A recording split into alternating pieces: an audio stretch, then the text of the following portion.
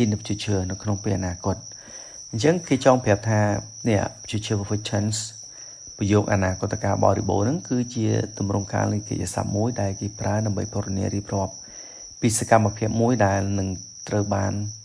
ពេញលេញឬក៏បញ្ចប់សពគ្រប់មុនពេលវេលាជាក់លាក់ណាមួយនៅក្នុងអនាគតអូខេមួយទៀត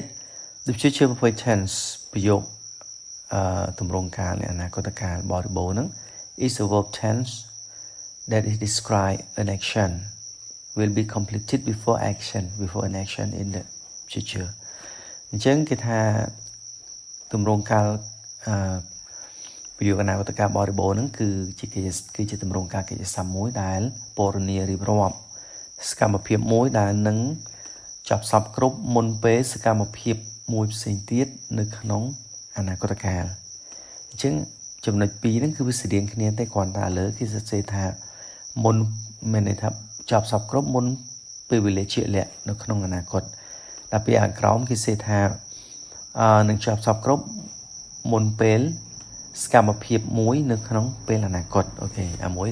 អាខាងលើពេលវេលាអាខាងក្រោមសកម្មភាពអូខេ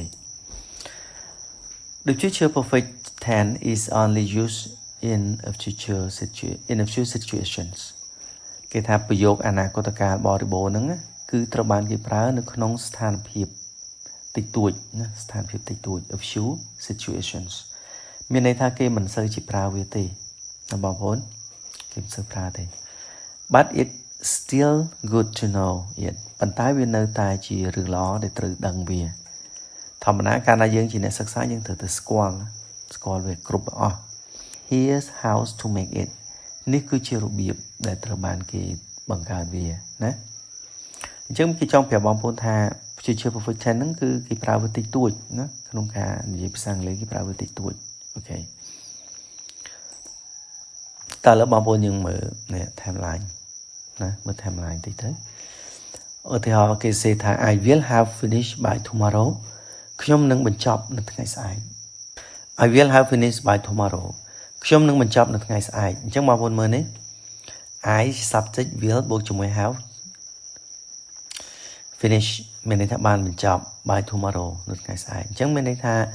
នៅថ្ងៃស្អែកហ្នឹងខ្ញុំនឹងបញ្ចប់វាហើយអញ្ចឹងគឺវាបង្ហាញពីសកម្មភាពមួយដែលនឹងចប់សពគ្រប់នៅមុនពេលវេលាជាក់លាក់ណាមួយក្នុងអនាគតគឺបង្ហាញពីសកម្មភាពមួយដែលវានឹងចប់សពគ្រប់មុនពេលវេលាណាមួយពេលវេលាជាក់លាក់ណាមួយនៅក្នុងពេលអនាគតឥឡូវបងប្អូនមើលនេះអញ្ចឹងសញ្ញាព្រួយនេះគឺទៅអនាគតណាត្រឹម